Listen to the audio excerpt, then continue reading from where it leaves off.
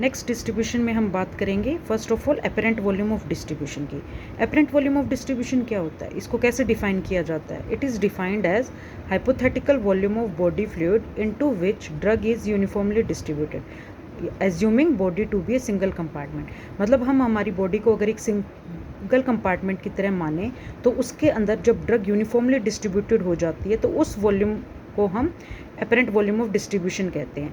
ये कैसे कैलकुलेट किया जाता है? Volume of distribution is calculate dose administered by IV route divided by plasma concentration. मतलब जितनी हमने डोज एडमिनिस्टर की है उसको डिवाइड किया जाता है कि कितनी ड्रग प्लाज्मा के अंदर अवेलेबल है।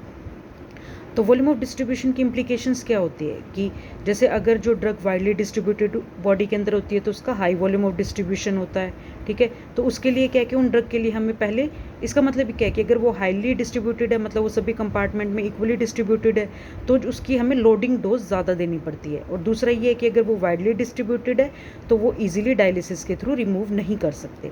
नेक्स्ट होता है कि जो आयोनाइज ड्रग होती है वो मेनली वस्कुलर कंपार्टमेंट में रहती है। वस्कुलर कंपार्टमेंट मतलब ब्लड सर्कुलेशन के अंदर ही ज़्यादा रहती है, क्योंकि ionise drug cell bilayer lipid bilayer को इजीली क्रॉस नहीं कर सकती, तो वो ज़्यादा वस्कुलर कंपार्टमेंट में रहती है, तो यानी टिश्यू के अंदर एंटर नहीं कर पाएगी, तो उसका लो वॉल्यूम ऑफ डिस्ट्रीब्यूशन होता है और वो हीमोडायलिसिस के थ्रू इजीली रिमूव की जा सकती है।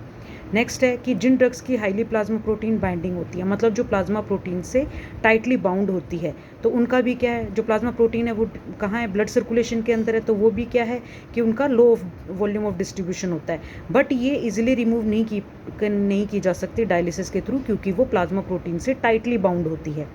नेक्स्ट है जिन ड्रग्स का हाई मोलिकुलर वेट होता है, तो अगर मोलिकुलर वेट हाई है तो भी वो सेल के अंदर एंटर करना नहीं कर सकती, टिश्यूज़ के अंदर एंटर नहीं कर सकती, तो उन ड्रग्स का भी क्या है, लो वॉल्यूम ऑफ डिस्ट्रीब्यूशन होता है, और ये ड्रग्स जो होती हैं वो ईजिली डायलिसिस के थ्रू रिमूव हो सकती हैं।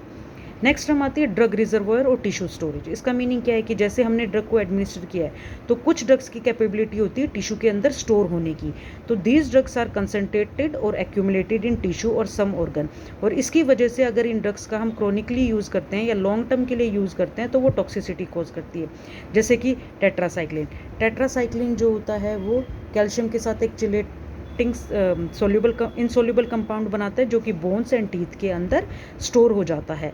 तो इसलिए जो टेट्रासाइक्लिन है वो एक एंटीबायोटिक है, और इसको हम प्रेगनेंसी में और less than 6 year of age, जिस बच्चे की 6 साल से कम की उम्र एज होती है, उसमें हम इसको नहीं देते, क्योंकि उसमें क्या है कि वो एक तो बोन को वीक करता है, दूसरा है कि टीथ की ब्राउन डिस्कलरेशन हो जाती है, और जो परमानेंट टीथ होते हैं उनकी क्राउनिंग अच्छे से नहीं होती।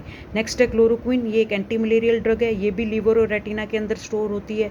नेक्स्ट है थायोपेंटोन जो कि एनेस्थेटिक ड्रग है, एंड डीटीटी एक इंसेक्टिसाइड है जो कि एडिपोज टिश्यू में स्टोर होता है। तो इन ड्रग्स की एक्यूमुलेशन की वजह से अगर हम इनको क्रॉनिकली यूज़ करते हैं या एक स्पेसिफिक एज ग्रुप में यूज़ करते हैं तो टॉक्सिसिटी हो जाती है। नेक्स्ट हमारी बॉडी के अंदर मेनली 2 बैरियर्स की बात की जाती है। फर्स्ट है blood brain barrier BBB, and second है प्लेसेंटल बैरियर। तो जो नॉर्मल कैपिलरीज होती हैं उनके जो सेल्स होते हैं वो लूजली अरेंज्ड होते हैं, तो उनके बीच में पैरासेल्युलर स्पेस होता है जिसमें से ड्रग इजीली पास हो जाती है। बट जो ब्रेन होता है उसके जो एपिथेलियल सेल्स हैं वो टाइटली एक दूसरे से अटैच होते हैं, तो उनके बीच में कोई भी पैरासेल्युलर स्पेस नहीं होता, इसलिए सभी ड्रग्स ब्लड ब्रेन बैरियर को क्रॉस नहीं कर सकती। बट अगर मेनिंजाइटिस है, मतलब ब्रेन के मेनिंजेस का इन्फ्लामेशन है, या कोई इन्फेक्शियस डिजीज़ है जिसकी वजह से ब्रेन के मेनिंजेस में कोई इन्फ्लामेशन है, कोई डिजीज़ है, तो क्या होता है कि सारी ड्रग्स ब्लड ब्रेन बैरियर को क्रॉस कर सकती है। तो कौन कौन सी ड्रग ब्लड ब्रेन बैरियर को क्रॉस करती है? फर्स्ट है लिपिड सोल्यूबल ड्रग्स, जो ड्रग्स लिपिड सोल्यूबल होगी वो सेल्स को क्रॉस करके ब्रेन के अंदर चली जाएगी। दूसरा अनायोनाइज ड्रग, वो भी सोल्यूबल होती, वो भी लिपिड बाइलेयर को क्रॉस कर सकती है। तो ये वाली ड्रग्स जो lipid soluble drug and un-ionised drugs क्या होती है वो ब्लड ब्रेन बैरियर को क्रॉस कर सकती है। दूसरा क्या होता है कि सारी ड्रग्स क्यों नहीं क्रॉस कर पाती? जो ब्रेन की सेल्स होती हैं, ब्रेन एपिथेलियल होता है, उनके अंदर कुछ ई फ्लक्स ट्रांसपोर्टर होते हैं, जैसे कि पी ग्लाइकोप्रोटीन, एनायनिक ट्रांसपोर्टर्स। वो क्या करते हैं कि वो ड्रग को सेल के अंदर से ई फ्लक्स आउट, मतलब बाहर निकाल देते हैं। नेक्स्ट कुछ एंजाइमेटिक ब्लड ब्रेन बैरियर भी होते हैं, जैसे मोनोअमाइन ऑक्सीडेज हो गया, कोलिनेस्टेज होती हैं। इनका भी फंक्शन क्या होता है कि ये ड्रग को इनएक्टिव बना देते हैं, तो क्या है, जो ड्रग है वो ब्लड ब्रेन बैरियर को क्रॉस नहीं कर सकती। नेक्स्ट इसी तरीके से प्लेसेंटल बैरियर होता है। इसके प्लेसेंटल बैरियर क्या है, जो जब प्रेगनेंसी होती है तो प्लेसेंटल बैरियर जो न्यूनेट, जो इन्फेंट है, मतलब जो फीटस है, उसको प्रोटेक्ट करता है और उसको न्यूट्रिशन प्रोवाइड करता है। तो कौन कौन सी ड्रग प्लेसेंटा के थ्रू पास हो सकती है? अगेन जो लिपिड सोल्यूबल होगी। Degree of plasma protein binding, अगर जो ड्रग है वो प्लाज्मा प्रोटीन से अच्छे से बाउंड होती है तो वो कम क्रॉस कर सकती है। नेक्स्ट प्रेजेंस ऑफ ट्रांसपोर्टर, अगर ट्रांसपोर्टर्स प्रेजेंट है उस ड्रग को ट्रांसपोर्ट करने के लिए प्लेसेंटा के अंदर तो ही ड्रग पास होगी, नहीं तो नहीं होगी। दूसरा मोलिकुलर वेट ऑफ ड्रग, जिन ड्रग्स का मोलिकुलर वेट कम होता है वो प्लेसेंटल बैरियर को क्रॉस कर सकते हैं, बट जो हाई मोलिकुलर वेट ड्रग है जैसे कि इंसुलिन हो गया वो प्लेसेंटल बैरियर को क्रॉस नहीं कर सकती।